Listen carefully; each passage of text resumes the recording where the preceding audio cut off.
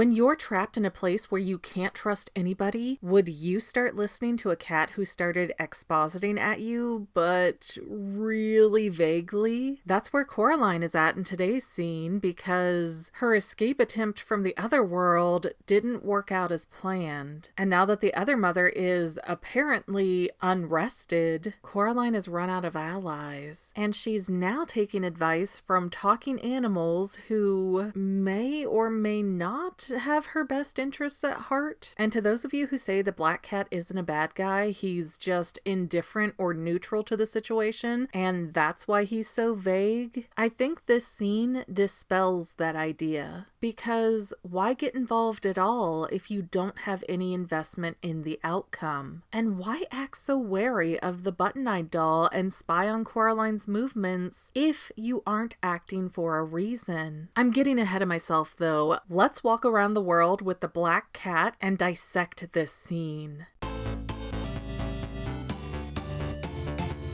Hey guys, I'm Megan, this is the Fangirl, and we have one of the most interesting, confusing, perplexing scenes of Coraline today. Although, very quick note, channel memberships, yay! Anyways, Coraline just realized that falling asleep in the other world doesn't automatically take her home. And then she found out the room with the tunnel in it is locked away tight. And then, the other father turned into a Play-Doh Muppet and ended up scaring Coraline out of the house. Although, side note, when I was viewing that last part again where Coraline runs outside, she apparently gets outside through the other father's office, which confused me greatly at first because when Coraline panics, it appears that she runs to the door behind her and opens it. However, that door was just standing wide open, and we know that leads to the hallway area. However, if you look very closely, to the left of the piano, there is another door that I don't even think I noticed when we covered the previous scene in this room. So I guess Coraline was afraid and for some reason decided to cross the path of the other father and the piano with the crazy hands to get to this door over here. This moment feels very geographically confusing, and I'm not sure if that's intentional or not.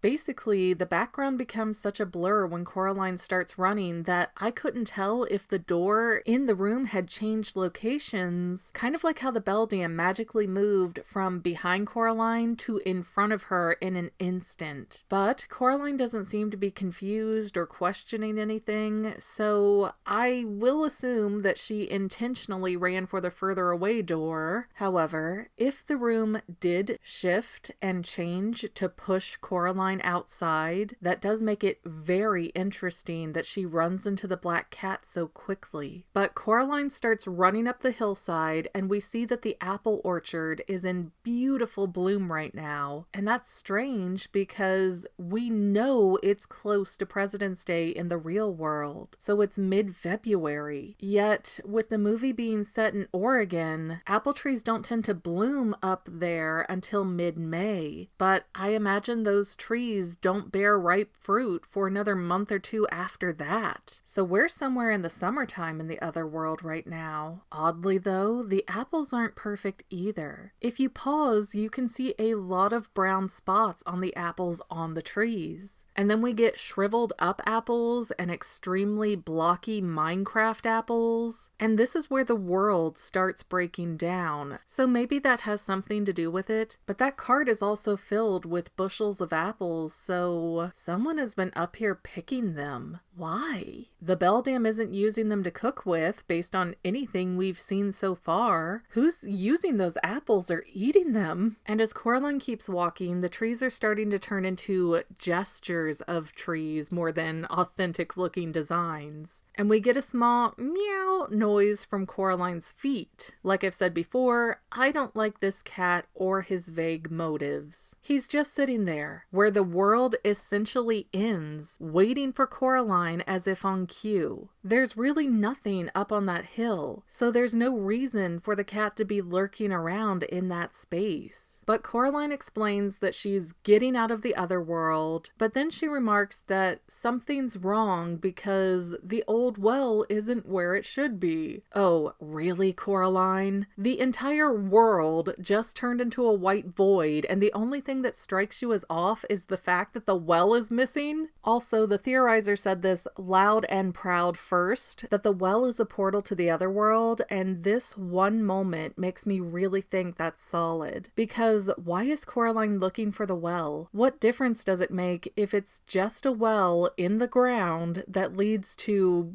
certain death? And why isn't said well that is suspiciously shaped like a tunnel in the other world if it's just some harmless, silly thing? Now, I would grant you that the beldam doesn't naturally have eyes that far into the hillside to be able to recreate that area in the other world, but she managed to make a spot-on apple orchard when that can't be seen from the Pink Palace windows. So why should the well be left out? But before we can really think that over, the cat chimes in saying this is the empty part of the other world because the beldam only made what she knew would impress Coraline. And Coraline, still not being at all anxious that she's literally in the Matrix training room void, and she's just like, why would the other mother want me specifically? The cat doesn't have a good answer though. He just says that the beldam wants something to love, he thinks. Something that isn't herself. And okay, can we pause for a second and absorb how sad and lonely that feels? It really comes off like the beldam's been banished and sealed into this realm to spend eternity alone. So who among us wouldn't eventually go mad and start abducting playmates? And while this is strictly a for fun theory, I think the answer as to how and why the beldam is in the other world is nicely explained in my Kubo line theory. Go check it out. However, that cat can't decide if he wants to be hopeful, vague, or horrific, because he follows up that statement by saying, or maybe the beldam just wants something to eat, which we see shakes Coraline up. Again,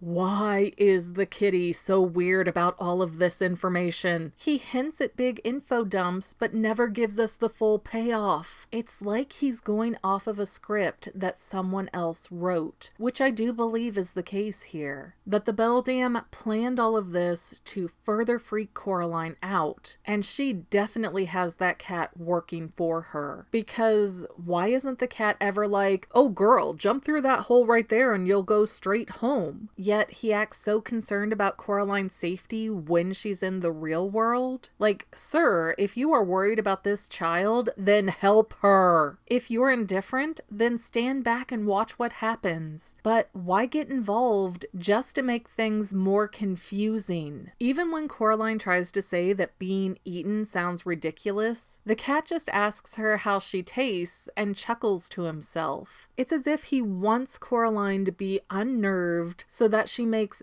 brash, thoughtless decisions because she's so afraid. Because, then when the beldam makes another offer, Coraline will be much more pliable to accept because she doesn't want to be eaten. Then they're walking in the void and suddenly we see the Pink Palace materialize again, which makes me further believe that this is a completely staged conversation because they walk up to the front porch of the Pink Palace, and we know darn well that all of this area was mapped out and created and not just sitting here empty. It's not the unseen part of the other world, it's the main part. We also didn't see them walk back into a fully rendered reality. The house just formed around Coraline, and it doesn't make a lot of sense to do that unless seeing that white void was something that the beldam wanted to have happen. It shows Coraline that she can never get away and she's only delaying the inevitable. Also, yay! Elephant topiary is super cute. And there's our ostrich flamingo buddy who keeps moving around. Next, we have a very convenient moment for the black cat where he hears a little trumpet noise, and then the cat hunts down a circus mouse and bats him around like a toy before chomping into its body and annihilating it. And of course, this is the infamous movie moment where the mouse morphs into a mangy rat with white sand or salt sawdust falling out of its mouth. But at first, Coraline is horrified that that cat is killing the mouse. And then she's doubly horrified to see it transform. And as the cat informs her that that trumpet was an alarm, he runs off to his tree notch with the dead rat. Meanwhile, Coraline mumbles, "Good kitty," and decides to go to the front porch of the Pink Palace. Okay, let's talk about this mouse to rat thing, because we've never heard anything like that trumpet before. It would be one thing if we had been hearing random, unexplained instrument noises in the background throughout the entire movie, and then suddenly it's like, oh, that's what that was? But that's not the case. This one single mouse was conveniently waiting to sound an alarm, but what was that alarm meant to do? We don't know because nobody asks or clarifies. But the other mother holds all of the power here, and she's supposed to be resting. In a minute, we're even going to find her sitting in the living room unbothered. She knows Coraline is not getting away, so there's no reason for the rats or anyone else to try and alert anyone as to where she is. It was just shown to us by the house materializing in front of her that Coraline is going to be wherever the beldam wants her to be. However, chomping on that mouse and showing Coraline that things are not as they appear does give the cat a lot of clout, so that now Coraline will fully trust him and probably do whatever he says moving forward. Yet, we have no proof if that rat is even dead. It's already a toy. All of that could have been a ruse, and that rat might have gone in that hole and scurried off somewhere that Coraline can't see. Like everything else, this feels perfectly timed and staged, because that cat isn't protecting Coraline or doing anything to really help her. At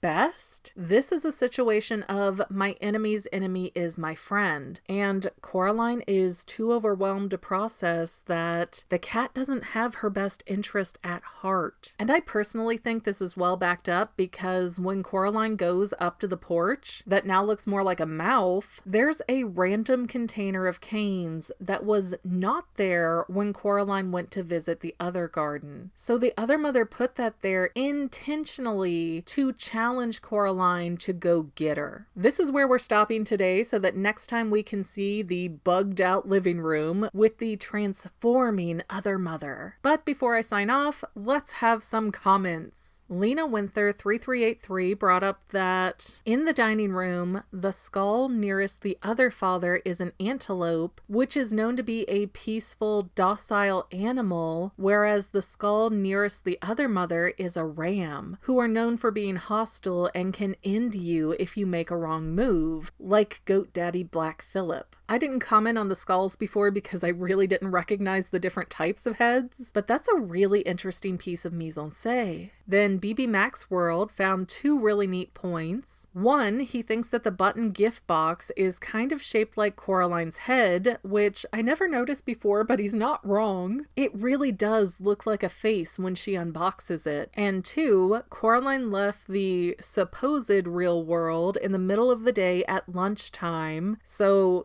when the sun is definitely going to be up for hours more, yet it's night the entire time that Coraline is in the other world this visit. And that's true. It's overcast when Coraline goes through the tunnel, but it is definitely bright and daytime. But then it's so dark when she gets to the other world. It's like Wybie said about falling down the well. You could see a sky full of stars in the middle of the day. Shoot, maybe that is why there's no well in the other world, because Coraline is already at the bottom of it in this pocket dimension. Finally, Todd Coffin 4468 nailed it with the bird topiary that moves around and kind of freaks me out. He mentions the bird is always angled to watch Coraline, and when it's missing, that's because the beldam is outside and she has no need for the bird to be out there if she's out there to watch over things, which might be a perfect explanation for what we're dealing with here, because that bird is back again as soon as Coraline walks around the world, and I don't like him. That's it for me today, guys. I might be overthinking it, but that's literally my job. And to any of my members here on YouTube, a huge bottom of my heart thank you for all of your help and support. If you would like to become a paid channel member, there is a link in the description below. Thanks again, guys. Love you. Well, family members, we're almost done, but I want to invite you to hang out with me in some other places. I'm on Twitter and Instagram as my own personal self, and I have a Facebook page too, but I mostly just post photos over there. And sometimes people say, "Hey McGann, I want to mail you something. How do I do that?" Easy. Just click the About tab on my channel page, and my most current P.O. Box info will be right there. I also run another channel, The Family. It's really a hodgepodge channel where we might post anything. Oh yeah, and I also sell shirts and stickers and stuff with the Family and the Fangirl logos. If that is your cup of tea, I have a link in every description of every video. Finally, if you want to help out the Fangirl channel and make sure I'm putting out video essays for years to come, the best way you can help is by subscribing and watching more of my videos, whether they're new, old, whatever. Maybe even share one or two on social media, help spread the word. People who watch to the end of videos, like you, helps to tell the site, hey, this is a good video, we should recommend it to other people. So if you made it this far, leave me a comment of something like, hey, I made it to the end. Love ya. See you next time, family members. Bye.